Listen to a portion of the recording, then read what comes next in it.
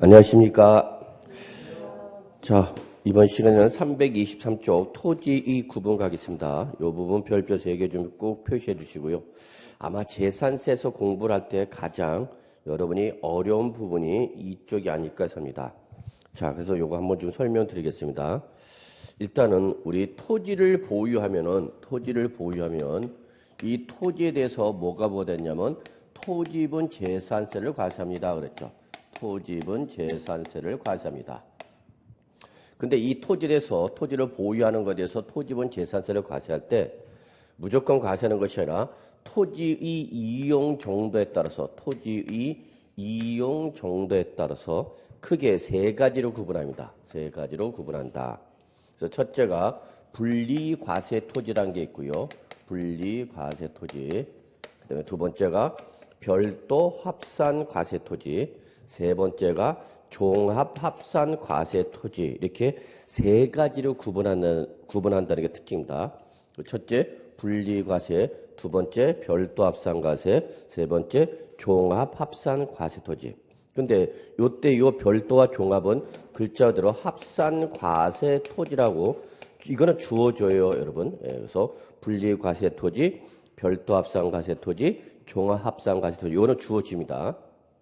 근데 여기서 우리가 하나 좀 보아야 될 게 합산과세한다라고 했는데 이게 무슨 말이냐면은 자, 재산세는 여러분 시장, 군수, 구청장이 부과하는 지방세입니다. 그래서요. 그렇기 때문에 동일한 시군구 안에 있는 토지 중에서 별도와 종합은 소유자별로 합산해서 과세하라 그럽니다.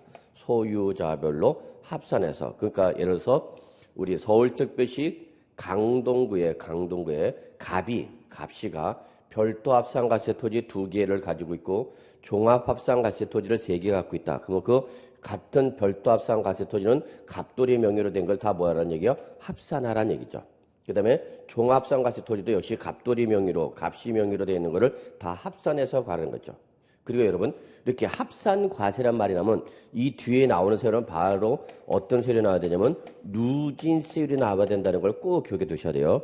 그래서 합산과세 그러면 여러분 항상 이 뒤에 나오는 세율은 어떤 세율이다 여러분? 누진세율입니다. 그러니까 이 소유자별로 합산한 가액이 크면 클수록 세율이 점점 높아지는 구조를 취하고 있다는 얘기죠. 그래서 별도와 종합은 여기 써졌어요. 이거는 그냥 그대로 주어집니다, 여러분. 합산과세 토지. 그러면 얘들은 어떤 세를 적용한다, 여러분? 누진세를 적용한다. 이때 합산 단위 지역은 어디다, 여러분? 시군구다. 왜 합산 과세 단위 지역이 시군구냐면 재산세는 누가 부과하는 거니까 시장, 군수, 구청장이 부과하니까 합산해서 과세하더라도 동일한 시군구 안에 있는 것만 합산한다는 얘기죠. 그러면 둘 다 합산과세에 대해서 누진세를 적용돼 차이점이 뭐냐? 그러면 차이점이 뭐냐? 별도는 여러분 사업용 토지를 말합니다. 사업용 성격의 토지를 말한다 보시면 되겠고요. 종합합산과세 토지는 비사업용 토지입니다. 비사업용 토지. 그러니까 별도는 사업을 영위하는 과정에서 불가피하게 갖고 있는 거에 대해서 반해서 종합합산과세 토지는 무슨 토지다 여러분? 비사업용 토지다. 그러니까 이거는 사업 목적으로 갖고 있는 것이 아니라 투기 등의 목적으로 갖고 있는 거죠. 그러니까 둘 중에 어떤 놈이 더 나쁜 놈이야 여러분? 어떤 놈이 더 나쁜가? 종합이 더 나쁜가? 얘는 무슨 목적이고? 투기 목적으로 갖고 있는 무슨 토지고? 비사업용이고 얘는 사업을 영위하는 과정에서 불가피하게 처하는 거죠. 그러니까 둘 다 별도나 종합은 둘 다 무슨 세를 적용한다 여러분? 누진세를 적용하는데 어디가 더 높냐면 여러분 종합합산과세 토지가 더 높습니다. 그래서 둘 다 누진세를 적용하지만 성격상 어디가 더 높다? 종합이 더 높습니다. 근데 이렇게 세율표를 보시면 알겠지만 이 종합은 0.2%부터 출발해서 0.5%까지 3단계 초과 누진세를 과세를 하고요. 별도는 0.2%부터 출발해서 0.4%까지 3단계 초과 누진세를 과세합니다. 그럼 뭐 별로 차이가 나지 않지 않느냐라고 생각할지 모르겠지만 과세 표준 구간 자체가 다르기 때문에 일단은 기본적으로 별도와 종합을 비교하면 어디가 더 세율이 높다 여러분? 종합이 더 높습니다. 그래서 여러분 요걸 일단 먼저 기억해 두셔야 돼요. 별도는 사업용 토지, 종합합산가세 토지는 무슨 토지 여러분? 비사업용 토지. 그래서 요거를 외울 때 저는 이렇게 외웁니다. 별도는 사업용, 종합은 비사업용서 이러고 별사, 종비 이렇게 외우는 것도 괜찮아요. 어떻게 한다? 별사, 종비 이러면 되죠. 뭐. 별도는 사업용 토지, 종합합산가세 토지는 무슨 토지? 비사업용 토지. 요걸 외울 때 어떻게 외운다? 별사, 종비 그러면 돼. 요거 집에 가서 아저씨 앞에서나 또는 오빠 앞에서 하면 되죠 뭐. 그래서 오늘 토요일 날 뭐 배웠어요? 별사, 종비 딱 그러면 되죠. 별도는 뭐고? 사업용 토지, 종합은 비사업용 토지. 둘 다 무슨 세를 적용하는데? 누진세를 적용하는데 성격상 종합이 더 높다. 그러면 여러분 이제 분리과세 토지가 나왔죠? 그럼 분리는 어디서 끄집어내는 걸 말하는 거죠? 끄집어내서 구분하는 거죠, 별도로. 그러니까 얘는 어디서 분리한 거냐? 합산 과세하는 토지에서 분리하였다 그럽니다. 너희들은 합산 과세하는 토지에서 따로 나와. 그렇죠. 그러면 분리과세 토지는 특징이 뭐냐면 얘들은 토지별로 여러분, 토지별로 무슨 과세한다 여러분? 개별 과세입니다. 그러니까 얘는 토지 하나하나마다 과세하겠다는 얘기입니다. 토지 하나하나마다 따로따로 과세하겠다는 얘기예요. 그리고 이때 개별 과세에 따라 무슨 세를 적용하느냐 여러분? 비례세를 적용한다. 비례세율을 적용한다. 그래서 분리과세 토지는 특징이 토지별로 하나하나씩 과세요. 무슨 과세 여러분? 개별 과세. 그리고 그 개별 과세에 따른 어떤 세를 적용한다 여러분? 비례세를 적용한다. 그럼 여기서 누진세를 비례세율이 뭔지를 알아야 되는 거죠. 그래서 조세 총론 첫 시간에 말씀드렸죠. 누진세는 무슨 형태다 했죠, 여러분? 계단형 형태. 그래서 과세 표준 금액이 커지면 커져서 높은 세율을 적용하는 데 반해서 비례세율은 과세 표준에 관계없이 그냥 하나의 세율을 적용하는 걸 말합니다. 그렇죠? 예를 들어서 우리 부가가치세, 가장 여러분이 일상생활 과정에서 많이 내고 있는 세금이 바로 부가가치세인데 부가가치세는 취득하는 가액이 얼마냐 관계없이 무조건 몇 프로짜리죠, 여러분? 10%짜리죠. 예. 그렇기 때문에 이렇게 비례세율은 하나의 세율로만 적용하는 거죠. 그래서 분리과세 토지는 개별과세할 때 무슨 세율이 연결된다, 여러분? 비례세율이 연결된다. 그래서 여러분들이 이걸 왜 저기다가 떠났냐?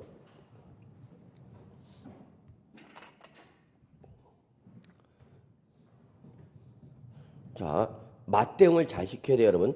여기 별도와 종합은 합산과세인데 반해서 분리과세 토지는 개별과세가 맞대응돼야 되는 거고 누진세율에 대해서 여기는 무슨 세율이 적용한다, 여러분? 비례세율이 적용한다. 여기에 서로 맞대응이 되는 거야. 이걸 갖다 잘 맞춰줘. 근데 요 비례세율은 여러분 하나만 있는 게 아니라 또 세 가지로 구성됩니다. 세 가지로. 그래서 비례세율은 몇 가지가 있냐면 세 가지가 있다. 그래서 1000분의 0.7이 있고요. 그 다음에 1000분의 2가 있고요. 그 다음에 1000분의 40이 적용하는 경우가 있습니다. 그러니까 여러분이 지금 세법이 어려운 게 뭐냐면 그냥 이런 숫자를 그냥 외워야 되는 거야, 숫자는. 이거는 어떤 논리적이거나 이론적으로 나온 숫자가 아니라 그냥 법률에서 정해진 숫자이기 때문에 세법을 많이 싫어하는 분들 특히 보면 이렇게 세율을 그냥 외워야 되는 거죠. 숫자를 외워야 되는 거죠. 근데 여러분 1000분의 0.7, 1000분의 2, 1000분의 40 우리 취득세에서 봤던 것처럼 지방세를 본 것들은 지방세는 여러분 기본적으로 세율을 표시할 때 1000분율로 표시합니다. 1000분율로 표시한다. 그래서 세율 표시가 국세냐 지방세에 따라서 달라진데 지방세는 1000분율 표시고 여러분 국세는 100분율 표시 방식을 취하고 있습니다. 법에서 지방세는 1000분율로 표시하고 국세는 100분율. 그래서 지방세는 기본적으로 세율이 낮다 보니까 소수점으로 표기하는 걸 싫어하기 때문에 지방세는 몇 분율? 1000분율. 국세는 몇 분율? 여러분 100분율. 이런 것도 좀 알아두는 것도 좋아요. 그러면 1000분의 0.7이니까 100분율을 환산하면 몇 프로가 되냐면 0.07%가 됩니다. 0.07%. 그 다음에 이거는 몇 프로냐? 0.2%가 되는 거죠. 그럼 이거는 몇 프로가 되는 거죠, 여러분? 4%가 된다는 걸 기억해 두셔야 돼요, 여러분. 그래서 여러분이 평소에 외울 때는 몇 분율을 외우시지만 100분율로 0.07%, 0.2%, 4% 이렇게 외우지만 시험에서 나올 때는 4% 이렇게 나오지 않고 얼마로 나올 수 있다? 1000분의 40 또는 0.2%는 1000분의 2 그 다음에 0.07%는 1000분의 0.7 이렇게 표현하니까 요 표현 방식에도 좀 익숙해 주셔야 합니다. 그래서 결론부터 말하면 여러분 이렇게 비례 세율은 세율이 낮은 세율로 과세는 저율 분리 과세와 세율이 무겁게 과세가 되는 고율 분리 과세 이렇게 또 두 가지로 구분할 수 있다 이렇게 봅니다. 요거는 둘은 세율이 낮은 거고 요거는 세율이 제일 높은 건데 여러분 그러면 시험에는 뭐가 나오냐면 시험에는 그러면 어떤 게 0.07%가 적용되는 거냐 또는 0.2%가 적용되는 토지는 어떤 거냐 그 다음에 4%가 적용되는 토지는 어떤 거냐 이거 구분하라 문제가 이제 시험의 전형적인 출제 형식이 되는 겁니다. 뭐 다양한 형태로 나옵니다 여러분. 또는 심지어는 이제 세율의 크기로도 나오는데 죄송합니다. 그러면 여기서 토지분 재산세를 과세하는 토지 이 이용 정도에 따라서 차등 과세하는데 그러면 결국은 차등 과세하는 것은 뭐가 달라지냐? 세율의 크기가 달라지는 거죠. 토지지만 적용되는 세율이 다르다 그 얘기입니다. 그러면 제일 적은 거는 몇 프로짜리냐? 0.07%짜리가 제일 적은 거예요 여러분. 0.07%짜리가 제일 적은 거죠. 그 다음에 낮은 게 뭐냐면 여러분 바로 0.2% 분리가 낮은 거죠. 그 다음에 뭐냐? 별도. 그 다음에 뭐냐? 종합합산과세 토지. 그리고 제일 높은 게 몇 프로짜리냐? 4%짜리가 제일 높은 겁니다, 여러분. 그래서 요것도 같이 정리해 주셔야 되는 거야. 결국은 이렇게 토지를 구분하는 이유는 뭐가 달라진다?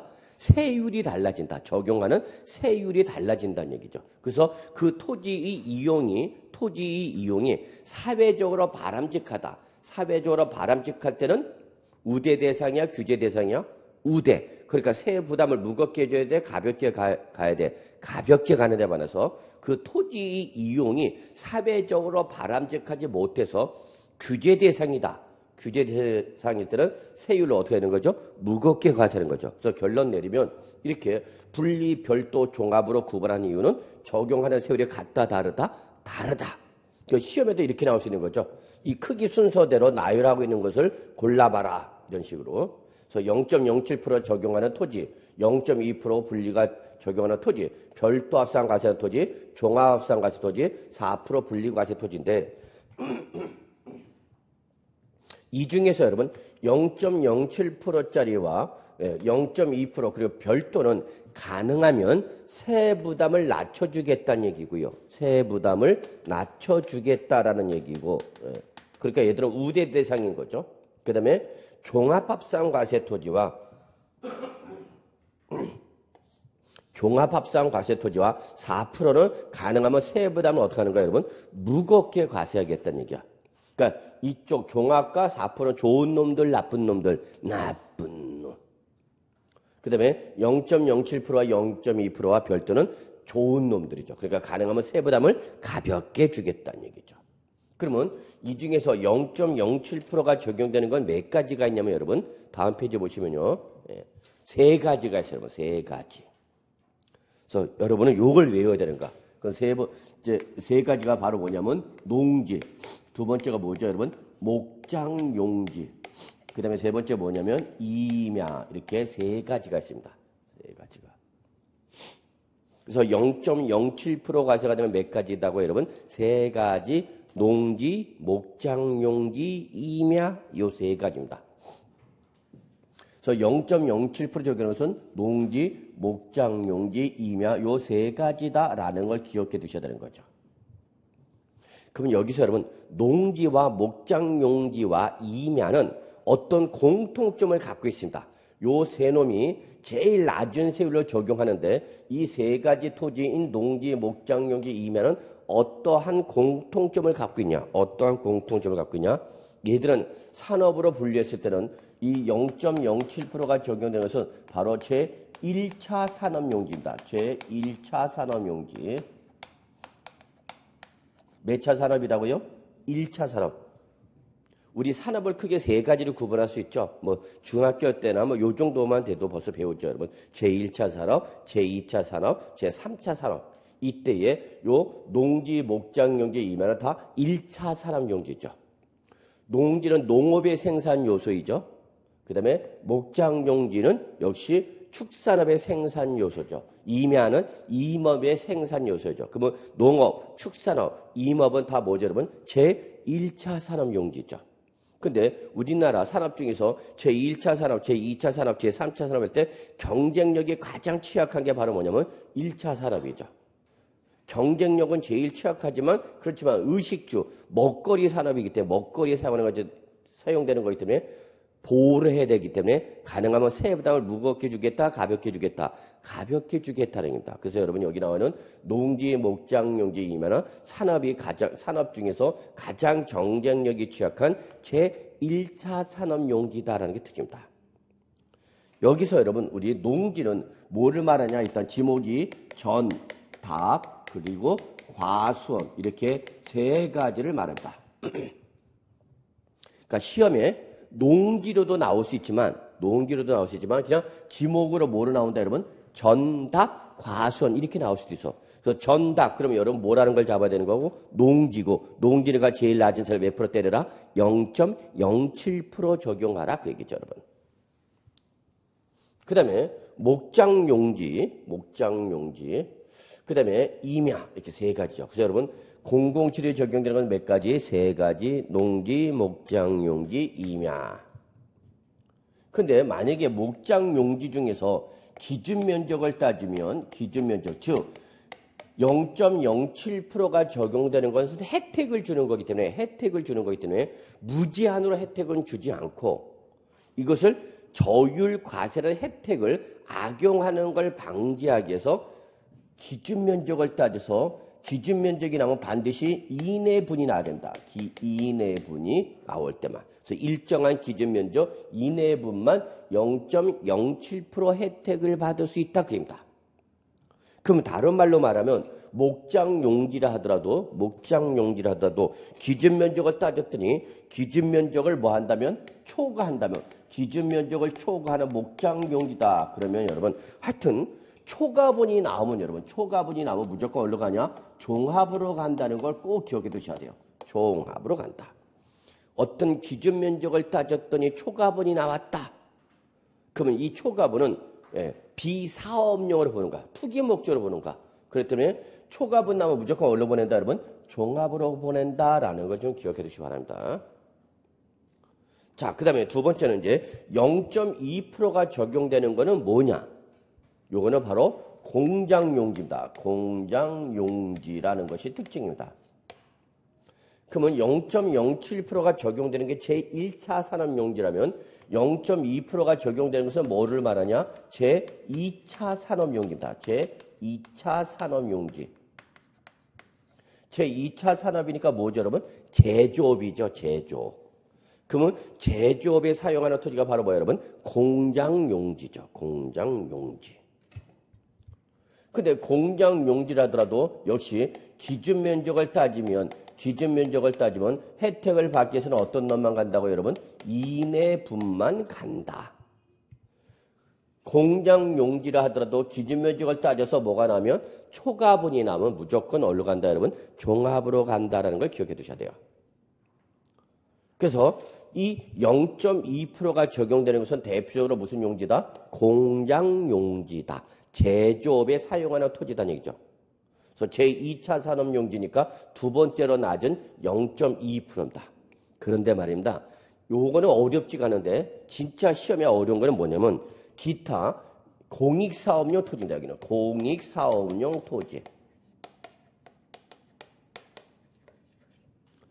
여기서 특징은 공익사업용이라는 게 튑니다. 공익사업용. 그러니까 여기 공장용지, 공익사업용, 공공은 다 0이죠. 그 다음에 4%가 적용되는 것은 어떤 거냐? 여기서 여러분 우리 하나 좀 꼭 기억할 게 있는데 재산세에서 4%는 어떤 의미를 갖고 있는 숫자냐면 여러분 얘는 보유세에서 가장 높은 세율입니다. 보유세에서 제일 높은 세율입니다. 최고 세율입니다. 보유세에서는 제일 높은 게 몇 프로다 그러고 4%입니다. 4%. 4%는 어떤 의미를 갖고 있다고요? 보유세에서 제일 높은 세율을 말합니다. 그래서 요 4%는 어떤 토지일 때 사용하냐? 사치성 재산일 때 사용합니다. 사치성. 4%는 사치성. 그러면 여러분 우리 취득세에서 사치성 재산 5가지 기억해 두셔야 됩니다라고 말씀드렸는데 우리 어떻게 했죠? 사치성 재산? 별골 오손주. 기억나시나요? 별골 오손주. 별이 뭐죠? 별장, 고리, 골프장, 오가, 고급 오락장, 선이, 고급 선박, 주가, 고급 주택. 5가지 사치성 재산. 이 중에서 4%로 과세가 된 토지는 딱 2가지만입니다. 골프장 용지와 고급 오락장 용지입니다. 그래서 여러분 요거 4%는 2가지 뭐? 꼬로. 꼬로가 뭐야? 골프장이나 고급 오락장용 토지입니다. 꼬로. 4%는 뭐? 꼬로. 그래서 여러분 요게 가장 출발점이야. 토지 구분에서 얘가 가장 출발점인데 요걸 여러분이 통으로 외우셔야 되는 거야. 요걸 그대로 여러분 머릿속에 스크린샷 해야 되는 거야. 아, 말 된다. 스크린샷. 삐 하면 쫙 돌아오죠. 그러면 좋을 텐데요. 예. 딱 보는 순간 쫙 저장되고 말이야. 근데 우리는 저장하려고 외우려고 그러면 맨날 뭐야? 버퍼링 현상이 일어나죠. 뭐 물어보면 그냥 생각이 안 나. 아씨. 고사장에서 그러면 큰일 나요. 버퍼링 현상이나 뭐 로딩. 디리리리리리. 요걸 그냥 통으로 기계적으로 외우셔야 돼. 기계적으로 그냥. 그러면 예, 이렇게 외우시다. 저 같은 경우는 공장에 누가 다니냐면 영희가 다녀. 공장에 누가 다녀? 영희. 영희가 좋아하는 사람이 누구냐? 007입니다. 여러분 007 아시나요? 하도 옛날 영화라. 저 젊었을 때만 해도 막 007 영화 나면 그냥 뭐 첩보 영화의 대표적이라서 엄청나게 좋았죠. 그래서 공장에 다니던 영희가 누굴 좋아했다고요? 007. 007은 코드명이야, 암호명이야. 그래서 실제 주민등록증 까면 걔 이름이 여러분 한국 사람이야. 그래서 주민등록증에 이름이 뭐로 나온다? 농모임으로 나와요. 나중에 확인해봐 한번 주민등록증. 그래서 영희가 다니던 공장에 다니던 영희가 사랑한 007은 뭐 농모임의 마지막 4%짜리 딱 2가지 뭐죠 여러분? 꼬로 이렇게 보는 거죠. 한번 잘 보세요. 같이 공장에 다니던 영희가 사랑한 007은 농모임의 4%짜리는 꼬로 이렇게 보는 거죠. 외울 수 있겠죠? 요거 이제 고사장에서 이렇게 공장에 다니던 영희가 사랑한 007은 농모김의 4%짜리는 꼬로. 그러면 이제 시간 다 가버리는 거야. 요걸 빨리 해야죠. 그럼 요걸 이제 랩으로 하면 되죠, 뭐. 요. 공장에 다니던 영희가 사랑한 007은 농모김 4%는 꼬로, 요. 힙합맨 요. 나만 하면 이상하니까 같이 합시다. 시작. 공장에 다니던 여기가 사랑한 007은 농모김의 4%짜리는 꼬로. 요런 거 집에 가서 아저씨 앞에서 한번 해는 거야. 자기 밥 먹으면서 내 말 들어봐. 그러면서 밥 먹는 아저씨 앞에서 이런 거 한번 하는 거야. 오늘 부모님 앞에서 한번 해봐. 엄마, 나 오늘 이상한 거 배우고 왔다. 뭔데? 공장에 다니던 여기가 사랑한 007 농모김의 4%는 꼬로요? 근데 시험은 여러분이 보는 거야. 가끔 가다 보면은 시험은 제가 보는 것 같고 여러분 감독관 위치에 있는 것 같아. 근데 이게 조금 어색한데 여러분 이걸 1년 내내 해. 그럼 나중에 시작 하면 여러분이 입에서 예 그러면서 나올 거야 다. 그렇게 돼야 돼 자동으로. 이게 기본입니다 여러분. 가장 기본입니다. 실은 나중에 이제 우리 본 심화 과정까지 가면 여러분 이 토지 구분이 저쪽까지 갈까 봐 저쪽까지. 그래갖고 이거는 적을 수가 없어. 어떤 주부님은 이거 적다가 짜증내가 확 집어던져버렸어. 왜? 책에다 적는데 나는 자꾸 계속 저쪽으로 가는데 자기는 책이 더 이상 못 가잖아. 그럼 어쩔 줄 몰라 해.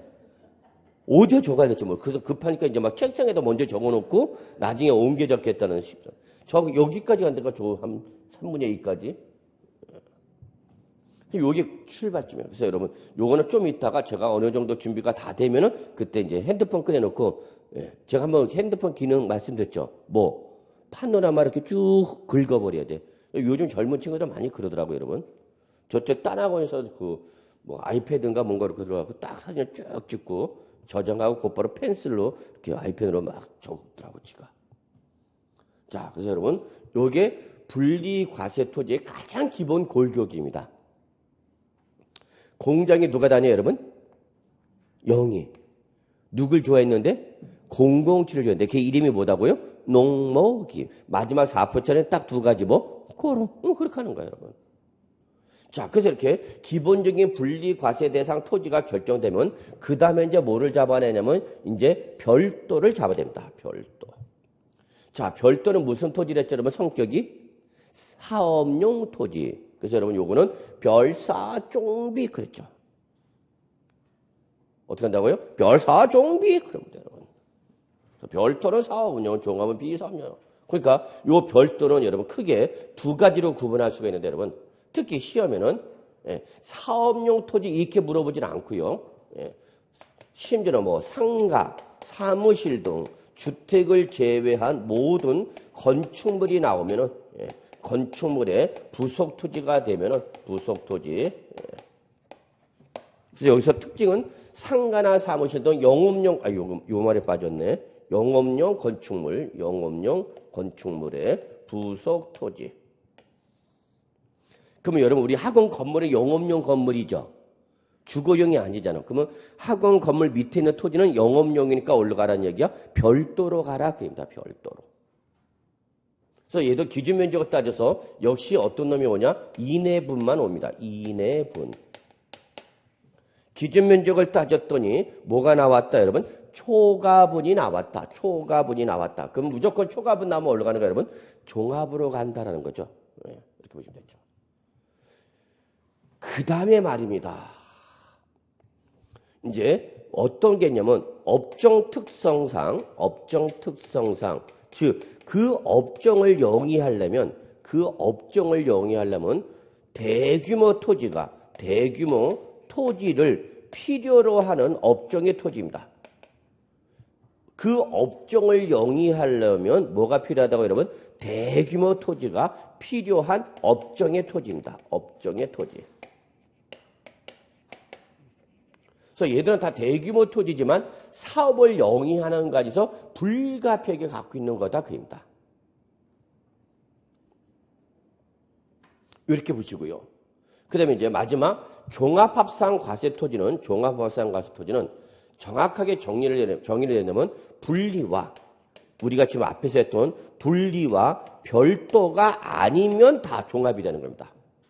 분리와 별도가 아니면 종합합산 과세 토지가 되는 거예요, 여러분. 그러면 예를 들어서 여기 갑시가 서울특별시 강동구에 가지고 있는 토지를 다 모았어. 자, 서울특별시 강동구에 있는 토지에 대한 등기부를 확인해서 갑돌이 명의 토지를 다 모았어.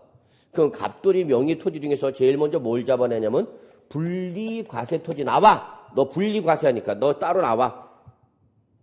그래서 분리과세 먼저 잡아내고 그 다음에 분리과세가 잡아내면 이제 그 다음에 뭘 잡아내냐? 별도 합산과세 토지를 잡아내. 별도 나와? 이제 별도 사업용 토지로 나오는 거죠. 그럼 안 나오고 남아있는 애들 있죠. 남아있는 놈, 요 놈들이 자동으로 뭐가 되는 거냐? 종합합산과세 토지가 되는 겁니다. 그래서 이게 구분 순서가 일단 뭐부터 잡아내고 여러분? 분리 나와. 그 다음에 뭐 나와? 별도 나와. 그리고 안 나오고 있는 얘들이 바로 뭐가 되냐면 종합합산과세 토지가 되는 거예요. 종합. 그래서 종합합산과세 토지는 주로 무슨 토지로서 여러분? 비사업용 토지로서 분리와 별도로 지정된 것이 아니면은 다 뭐로 간다 여러분? 종합으로 간다라는 걸 여러분 기억해 두셔야 돼요. 그런데 말입니다, 여러분. 우리 거기 323쪽부터 다음 페이지 324쪽까지 뭐 나와 있는데 요거는 가장 기본적인 겁니다, 여기. 324쪽에 나와 있는 것들은 대표적인 가장 기본적인 내용입니다. 나중에 기본서 받으셨나요? 아직 안 받으셨나? 그러면 보면 알겠지만 이게 토지 구분이 한 10몇 페이지에 걸쳐 있어. 아주 징그럽습니다. 어떤 막 책 집어 던져. 그거 보고. 그래서 이걸 차라리 외워갖고 마치느니 웃으면서 포기하리라. 그래갖고 아예 안 하는 사람도 있는데 그러면 안 돼, 여러분. 그래서 여러분 특히 여기 종합 여기 그래서 제일 중요한 게 여러분 분리과세 토지가 제일 중요해. 별표 3개 분리과세 토지 별표 3개. 그 다음에 324쪽 보세요.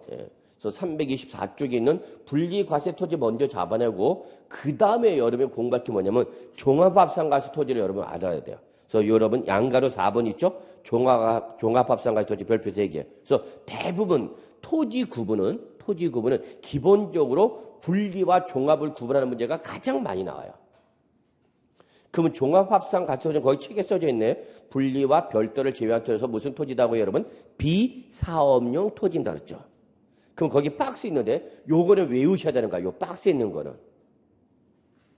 요 박스는 통째로 외우셔야 되는 거예요, 여러분. 예.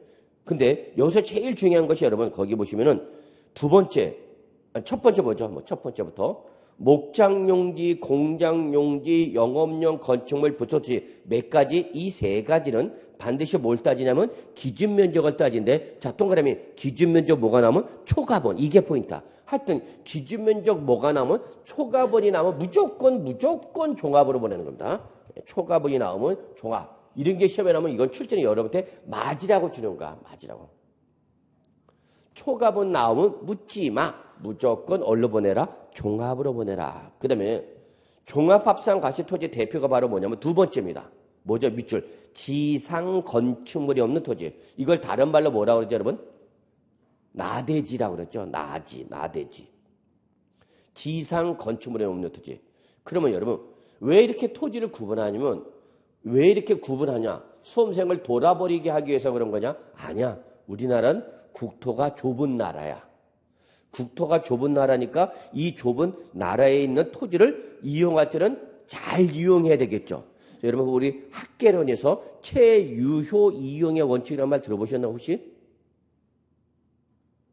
그렇죠. 물어본 놈이 나쁜 놈이죠. 야, 이씨 매일 딴 놈이 나가고 혼자 떠들다 가두고만 내가. 그래서 나중에 여러분 학계론에서 여러분 감정평가 등을 할 때 여러분 학계에서 최고 최선의 원칙은 바로 뭐냐면 최유효 이용의 원칙입니다. 얼마 안 되는 토지를 어떻게 하라는 얘기야? 효율적으로 이용하라는 얘기입니다. 효율적으로. 근데 얘는 지금 나대지는 토지를 이용하고 있는가 이용하고 있지 않는가? 이용하고 있지 않는가? 그러니까 방치하는 걸로 보는 거야. 너 가뜩이나 좁은 나라에 왜 토지를 놀리고 있어? 나쁜 놈. 쓰지도 않으면서 왜 갖고 있냐는 얘기야. 그러니까 이거 뭐로 보는가? 종합으로 가는 거죠. 종합의 대표야. 비사업용 토지의 대표가 바로 지상 건축물 토지 나대지다 보시면 되죠. 그 다음에 여러분 세 번째. 얘는 외우지 않아도 딱 일단 기분이 나빠. 건축법상 건축허가를 받지 않냐 뭐다 여러분 밑줄. 무허가 건축물 부수 토지죠. 무허가. 우대 대상이야 규제 대상이야. 규제죠. 건축법상 건축허가. 법을 어긴 거잖아 여러분. 나쁜 놈. 그 다음에 네 번째도 여러분 또 어감이 기분이 안 좋아. 밑줄 잡종지. 잡종지가 좋은 건지 나쁜 건지 잘 모르면 오늘 학원 끝나고 여러분 요 길동역 가다가 맞은편에다 잡종 그래 보세요. 그러면 앞에 사람이 좋아할지 안 할지는 모르겠어. 근데 앞에 뭐가 있냐면 갈대밭, 채석장, 비행장 등의 잡종지. 여러분 젊었을 때 지금도 젊으시지만 오빠가 자꾸 갈대밭 가자고 그래 안 가자고 그래? 데이트할 때. 한 번도 안 데려갔어? 이 새끼 뭐라. 오빠가 자꾸 놀러 가자는데 갈대밭 가잔다? 그래서 갈대밭 들어갔다가 거기서 돌 맞는 게 바로 이제 채석장이야. 그리고 비행기를 실려오는 게 바로 비행장. 그래서 오빠랑 갈대밭 갔다가 돌 맞아서 비행장에 끌려왔던 잡종지. 어디로 간다 여러분? 종합.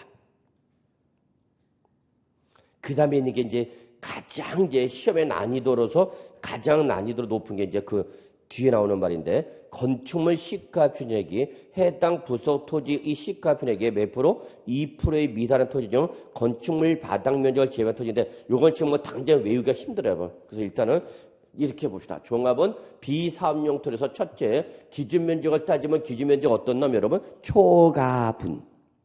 그 다음에 지상 건축물이 없는 나대지. 건축법상 건축허가를 받지 않냐? 무허가 건축물 부수토지. 또 갈대밭, 채석장, 비행장 등의 뭐 여러분 잡종지. 이렇게 좀 요걸 먼저 기억해 주세요, 여러분. 그래서 얘들은 무슨 토지다, 여러분? 종합합산 과세 토지다라는 걸 꼭 좀 기억해 두셔야 됩니다. 자, 그래서 요게 가장 기본적입니다. 토지 구분에서. 그래서 일단은 이번 시간에는 여러분 뭐 이걸 당장 외우지 못해도 괜찮아. 앞으로 1년이 남아있는데 뭐 10개월 남아있는데 그동안 못 외우겠어? 예, 못 외우더라고요.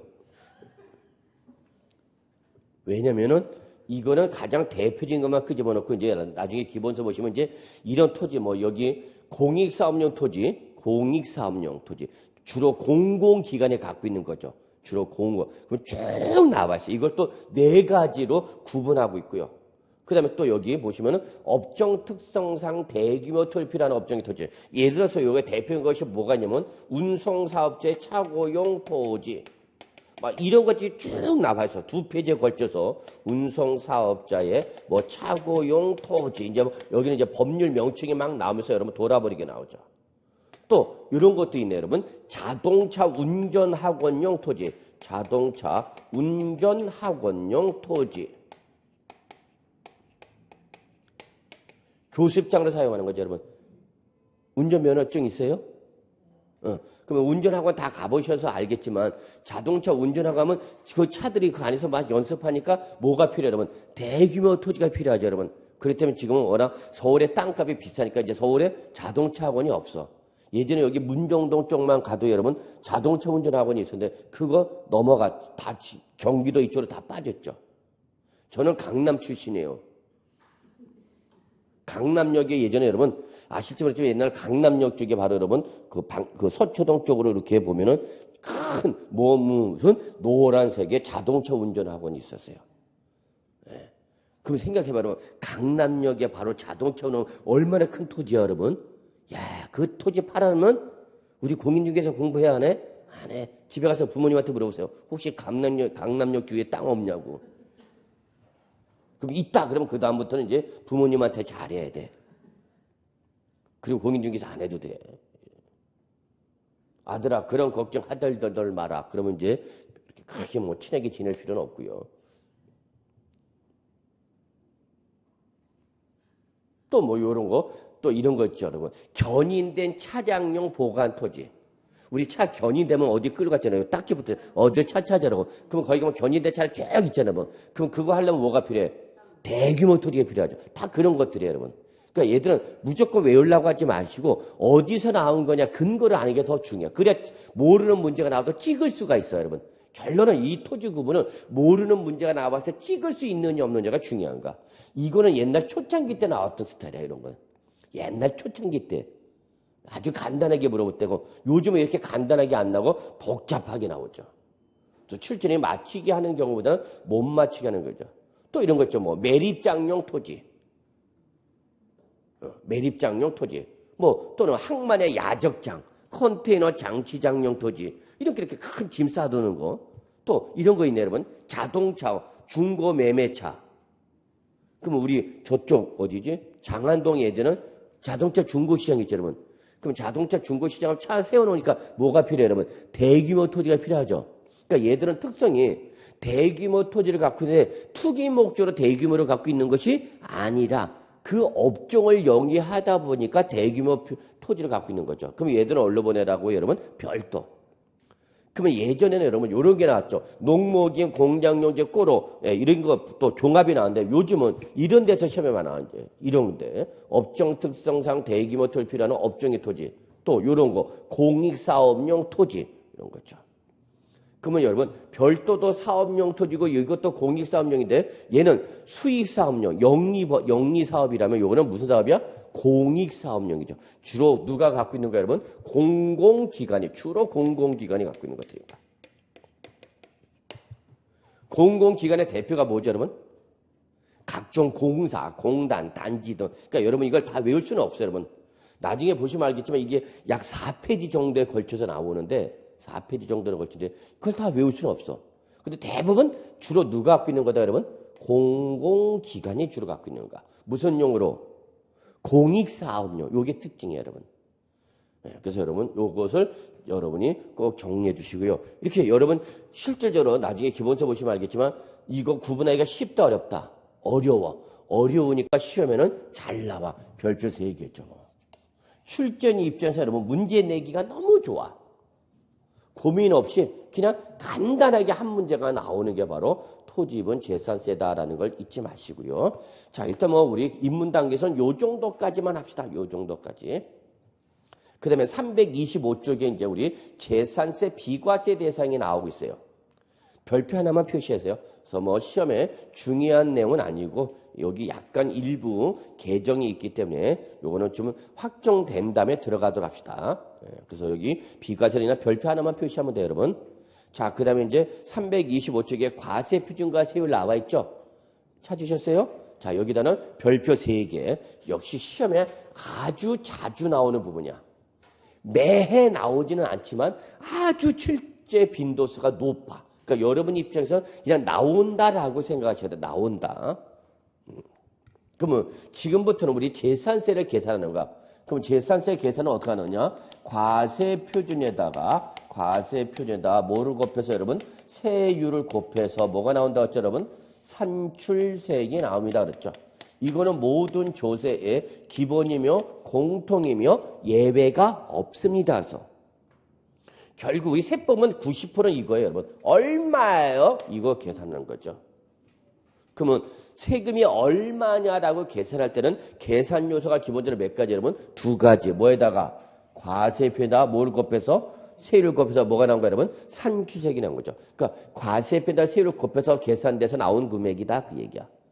그래서 여러분 이걸 어떻게 외우죠? 우리 과세산.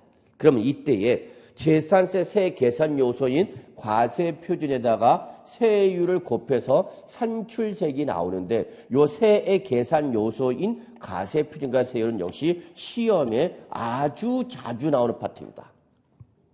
왜냐하면 재산세가 3문제가 나오기 때문에 여러분 이 3문제가 적은 것 같지만 그렇지는 않아요. 중요한 개별 요건 딱딱 물어볼 수 있는데 역시 토지 구분과 함께 시험에 자주 나오는 겁니다. 매해는 아니지만 거의 3분의 2 이상은 나온다라고 보시면 되죠. 그래서 꼭 좀 정리해야 돼요. 요거는 다행스럽게 저거와는 달리 단순해. 어려운 내용 없어. 생각할 필요도 없어 그냥. 그럼 일단 재산세 과세표는 다만 주의사항은 뭐냐면 여러분 얘는 네모 곱하기 네모다. 요렇게 좀 일단 먼저 구조를 잡으셔야 된다. 즉 다른 말로 말하면 재산세 과세표는 계산 요소가 몇 가지다? 2가지다라는 겁니다. 2가지. 그러니까 시험에서 재산세 과표가 나오면 계산 요소 몇 가지가 나와야 된다 여러분? 2가지.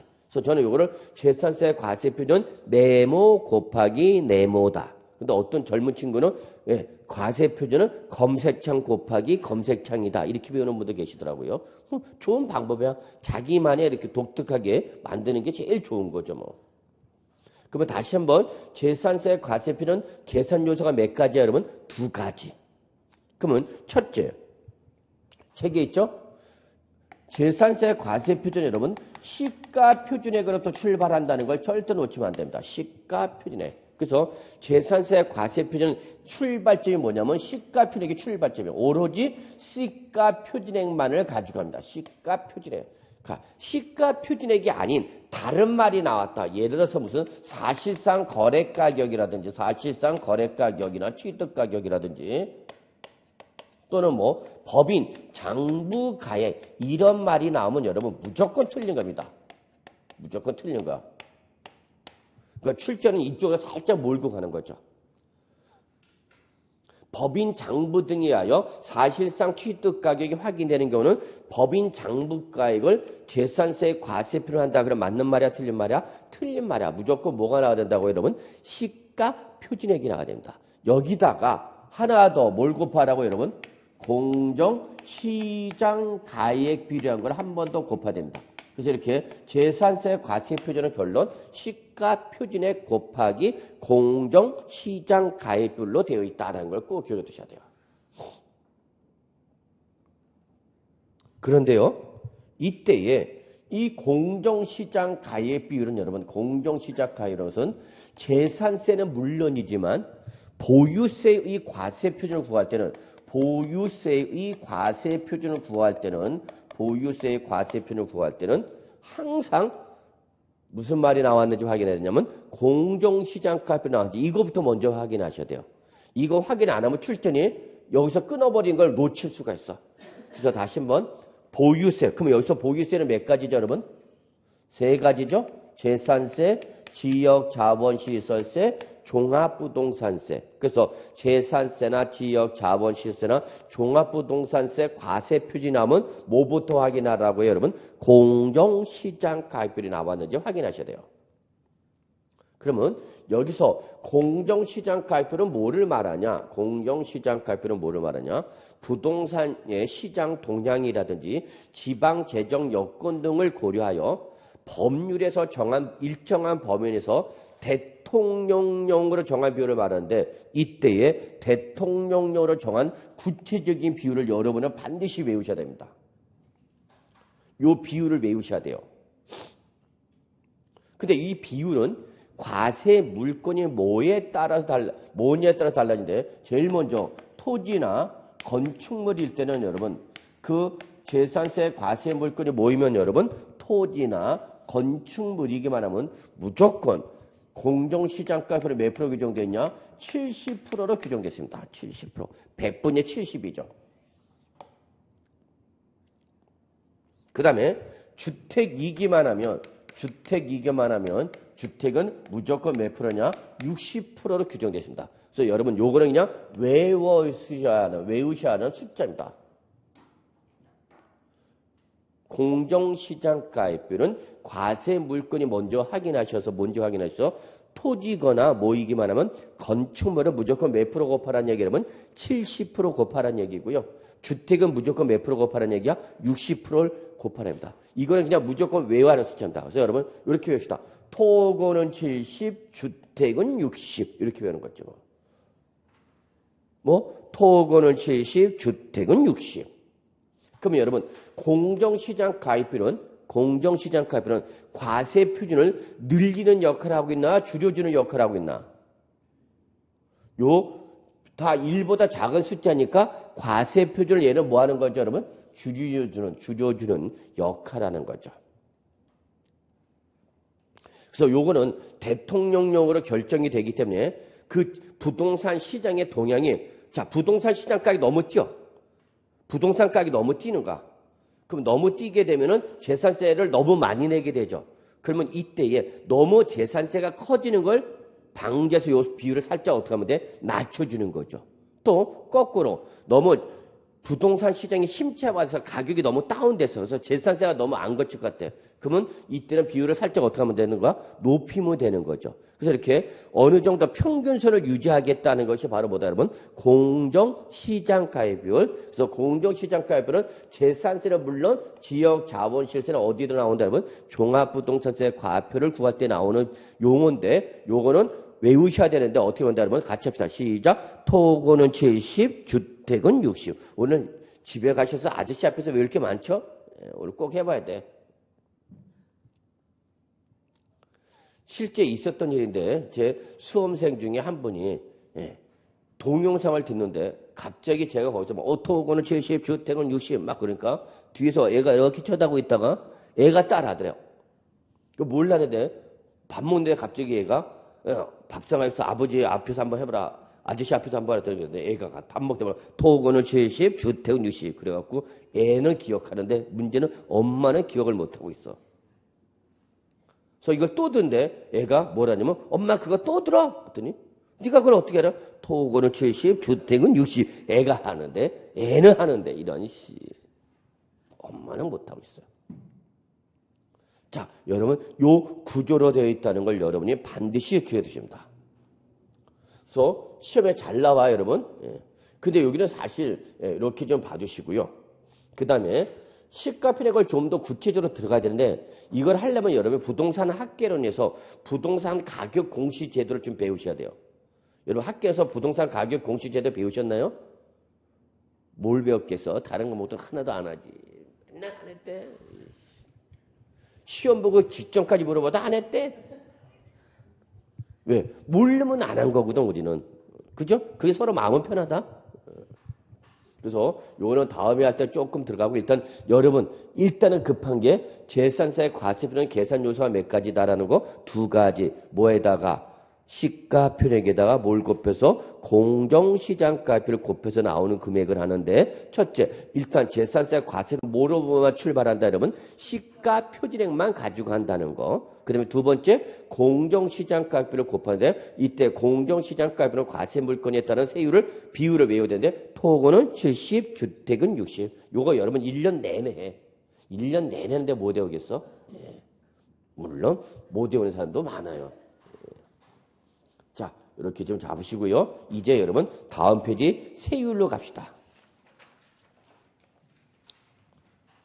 역시 여러분 그 박스. 그러니까 세법은 이런 숫자를 그냥 외워야 되는가. 그러니까 세법을 싫어하는 분도 많아. 근데 보통 이렇게 좀 공부를 잘하신 분은 세법을 좋아하고요. 조금 나는 감각이 떨어진다. 그런 분은 세법을 싫어합니다. 그럼 세법을 잘하는 분은 또 반드시 시험에 합격해요. 알아서도 해. 자, 그러면 이때 세율은 역시 과세 물건에 따라서 달라지는데, 과세 물건에 따라서 달라지는데, 자, 일단은 우리 재산세 과세 물건은 몇 가지가 있냐? 세 가지가 있습니다. 그렇죠? 뭐 있죠, 여러분? 토지, 그 다음에 건축물, 그 다음에 주택, 이렇게 세 가지의 부동산이 있는 거죠. 근데 토지에 대한 세율은 여러분, 토지에 대한 세율은 우리가 이미 여기서 했어요. 그래서 토지는 다시 우리 몇 가지로 구분했죠, 여러분? 세 가지. 무슨 토지? 분리과세 토지. 그 다음에 뭐 여러분? 별도 합산과세 토지. 그 다음에 뭐 여러분? 종합합산과세 토지인데, 자, 이때 별도와 종합은 무슨 과세니까? 합산과세니까, 얘들은 무슨 세율로 과세한다고 했죠, 여러분? 누진세율로 과세합니다라고 했죠. 누진세율. 그래서 별도와 종합은 합산 과세 대상 토지이기 때문에 항상 어떤 세율이 나온다 여러분? 누진세율이 나온다. 326조 보고 계셔야 돼요. 326조 몇 조? 매니. 그리고 분리 과세 토지는 토지별로 개별 과세하다 보니까 비례세로서 0.07%짜리가 있었고 0.2%짜리가 있었고 몇 프로짜리가 있었죠 여러분? 4%짜리가 있었죠. 그죠? 책에서 보시면 돼요. 그 다음에 건축물은 여러분 하여튼 주택을 제외한 모든 건물을 말하는가? 주택을 제외한 모든 건축물되고 여러분 거기 기타 건축물 0.25% 나와 있죠. 응? 기타 이게 원칙이야 원칙. 그래서 원칙은 몇 프로냐? 0.25%입니다. 그럼 우리 여기 학원 건물 재산세 때 건물분 재산세 몇 프로 떼린다는 게 여러분 0.25%로 됩니다. 그러니까 건물은 무조건 주택을 제외한 건축물 무조건 몇 프로 때려라 여러분 0.25%. 그래서 여러분 이걸 어떻게 하냐 025 이렇게 보면 되죠. 뭐 025 그러면 되죠. 근데 여러분 거기 예외가 있죠. 두 가지가 있는데 예외 두 가지가 있는데 하나만 기억하시면 돼요. 뭐냐? 골프장이나 고급 오락장용 건축물이다. 골프장이나 고급 오락장용 건축이다. 요거 여러분 그거 뭐죠 여러분? 사치성 재산. 그러니까 사치성이 나오면 무조건 몇 프로를 했죠 여러분? 4%야. 사치성은 묻지만 무조건 4%입니다. 자, 그 다음에 이제 주택이 남았죠. 근데 여러분 결론부터 말씀드릴게요. 재산세에서 뭐가 나면 세율이 나오면 가장 중요한 게 얘예요. 가장 답으로 많이 물어보는 게 주택입니다. 하여튼 주택이 세법을 공부할 때 뭐가 나면 주택이 나오면 여러분은 민감하게 반응을 하셔야 돼요. 주택이 나오면 민감하게 반응을 하라. 즉 주택이 나오면 걔는 시험에 나올 가능성이 높다 이렇게 보시라는 겁니다. 그러면 주택에 대한 재산세 세율은 여러분 딱 두 가지로 구분합니다. 주택에 대한 재산세를 몇 가지로 구분한다? 두 가지로 구분합니다. 두 가지. 첫째 뭐냐? 별장. 저는 돈 벌면은요 제일 먼저 사고 싶은 게 별장이야. 난 정말 이것부터 사고 싶어. 다른 건 필요 없어. 별장. 나가! 그러면 예스! 하고 짐 싸갖고 언제든지 나올 수 있는 거죠. 항상 나는 그 위험에 떨고 있어. 그래서 여러분도 별장 뭐 큰 거 필요 없어요, 여러분. 정말입니다. 그냥 나만의 공간. 그래서 제가 작업하시는 뭐 책상이나 PC를 좀 깔아놓고 저는 별장 사면은 제일 먼저 거기다가 홈시어터를 꾸미고 싶어.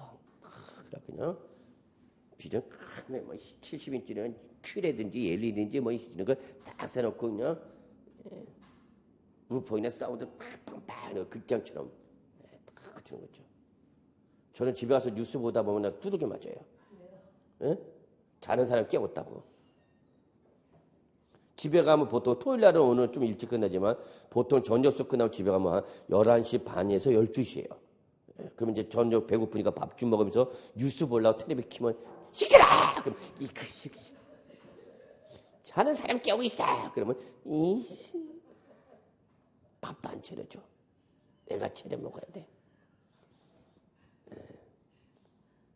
그래서 제일 중요한 게 뭐야, 여러분? 별장. 혹시 여러분 중에서 별장 갖고 계신 분 있으면 저한테 좀 꼭 좀 연락 좀 주세요. 별장은 무슨 재산, 여러분? 사치성. 야, 자, 사치성 나무 묻지 마. 몇 프로야, 무조건? 4%야, 그냥. 사치성은 무조건 4%야, 여러분. 자, 이제 책을 보세요. 그 다음에 주택은 이렇게 됐죠. 뭐, 별장을 뭐 한 거? 제외한 모든 주택이죠. 별장을 제외한 모든 주택.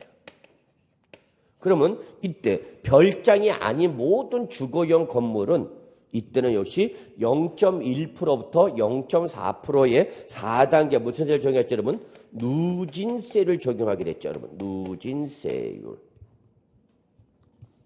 그래서 얘가 제일 중요해.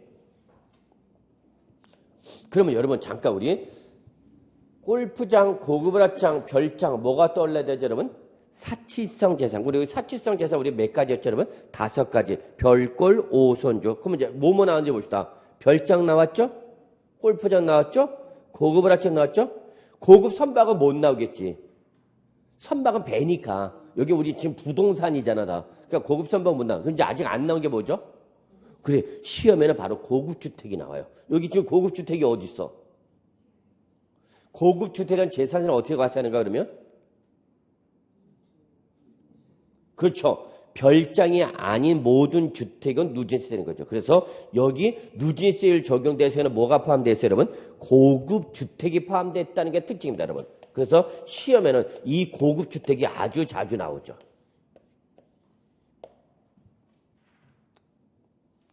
거기 보면은 고급주택은 별도로 안 나와 있단 말이야, 지정해서. 그러면 어디에 돼 있다고? 별장을 제외한 주택 속에 고급주택이 별도로 포함되는 거죠.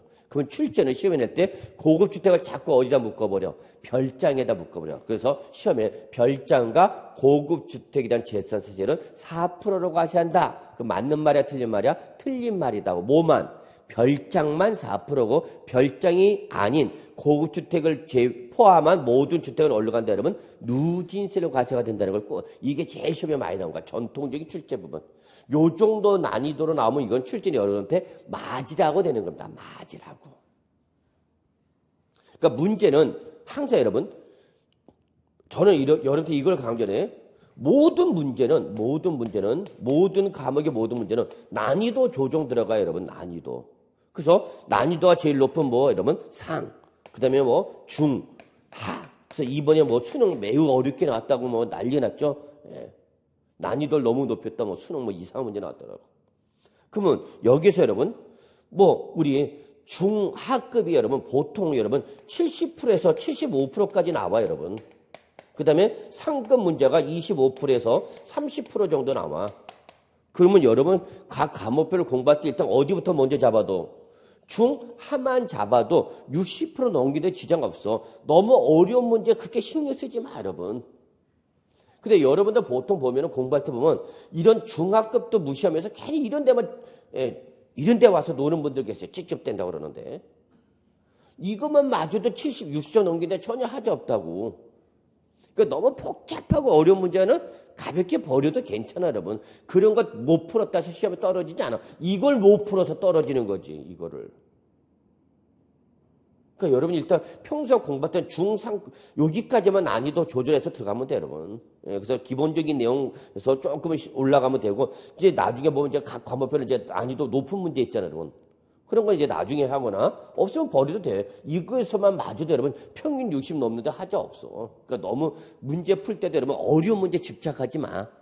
어려운 문제 그냥 제껴. 그거 틀리면 돼. 그 대신 여기서만 맞으면 된다는 얘기야, 여러분. 근데 이게 안 돼서 그래. 시험에 점수가 안 나면 이게 정리가 안 됐기 때문에 그런 거지 얘 갖고 시비 걸진 않아. 얘는 어차피 푸나 안 푸나 틀리는 거니까. 출전에 못 맞히게 하는 의도로 내는 것들이니까 이거는 준비를 하나 안 하나 뭐 차이가 없다는 얘기죠. 근데 요거는 제대로 준비하면 다 맞출 수 있는 거죠. 그럼 요런 거를 중하급이라는 얘기인데 요런 중하. 요런 데서 나면 이건 반드시 맞아야 된다는 얘기입니다. 자, 그러면 이제 마지막. 그러면 제3세 세율은 여러분 크게 무슨 세율이 있냐면 비례세율이 있고요. 비례세율이 있죠. 비례세율. 건축물 다 비례세율이죠. 별장도 비례세율이죠. 그러면 누진세로 과세가 되는 건데 지금 여러분 제3세 누진세로 과세가 되는 건 몇 가지가 있죠? 3가지입니다. 꼭 기억해 두셔야 돼요. 제3세 누진세로 과세가 되는 몇 가지다? 여러분 3가지. 뭐죠 여러분? 별장을 제외한 주택. 별장을 제외한 주택. 그 다음에 뭐죠? 종합합산가토지, 별도합산가토지. 요 3가지죠. 요 3가지는 제3세에서 무슨 세로 과세된다? 누진세율입니다. 요 꼭 기억해 두셔야 돼요. 제3세에서 누진세로 과세하는 건 몇 가지다고 여러분? 3가지. 요걸 어떻게 하냐면 여러분 주종별 이렇게 하면 되죠. 뭐 주종별 이렇게 하죠. 주종별. 주택, 종합합산가토지, 별도합산가토지. 어떻게 된다 여러분? 주종별 이렇게 하시면 되죠. 여러분 김수현 씨하고 전지현 씨가 나왔던 한류 드라마, 한류 열풍 일으켰던 드라마 뭐였죠 여러분? 별에서 온 그대인가? 별에서 온 그대. 누가 별에서 온 거야 여러분? 김수현이야? 전지현 씨야? 김수현? 저하고 많이 비슷하다. 그런 말들은 뭐 전혀 하진 않습니다만. 그래서 그 김수현 씨가 온 별이 바로 무슨 별이냐면 주종별이야. 어느 별에서 왔다고? 주종별. 그러면 중요한 것은 여러분 제3세에서 누진세로 과세되는 뭐는 주종별은 꼭 적어 놓으셔야 돼요. 나중에 얘들이 종합부동산세 과세 대상이 됩니다. 종부세 과세 대상이 되는 겁니다. 그래서 종합부동산세 과세 대상 몇 가지냐? 3가지밖에 없어요. 종부세 과세 대상이 되는 건 딱 몇 가지? 3가지. 뭐 주종별 이렇게 보시면 돼요. 주종별. 그럼 이게 종합부동산에서 많이 나오는 문제 중에 하나입니다. 종부세에서 가장 많이 나온 것이 이렇게 이걸 토지, 건축물, 주택 이걸 막 섞어놓고 종부세 과세 대상 찾아보세요. 종합부동산세 과세 대상 찾아보세요. 그럼 여러분은 뭐만 찾으면 돼? 주종별만 찾으면 되는 거죠. 주종별. 여러분은 어느 별에서 오신 천사님이야? 주종별에서 오신 천사입니다. 자, 그래서 오늘 아저씨 앞에서 할 게 많어. 그래서 마지막으로 아저씨 앞에서 한마디 외치십시오. 당신은 주종별에서 온 천사와 사는 걸 영감을 알아 이것아. 그 다음부터 밥상이 어떻게 될지 나도 모르겠는데 하여튼 여러분은 어느 별에서 오신 천사님이야? 주종별에서 오신 천사님이고 얘들은 제3세에서 무슨 세로 과세됐다? 누진세로 과세가 됐고 얘들이 나중에 소유예로 합산해서 일정한 금액을 초과하면 뭘 과세한다? 한 번 더 종합부동산세 과세한다. 여기까지 이번 시간 강의를 하도록 하겠습니다. 그래서 여러분 이거 너무 중요하네요. 가장 기본적인 내용이지만 꼭 좀 정리를 해 주실 것을 간곡하게 부탁드리겠습니다. 자, 이번 시간 여기까지 하겠습니다.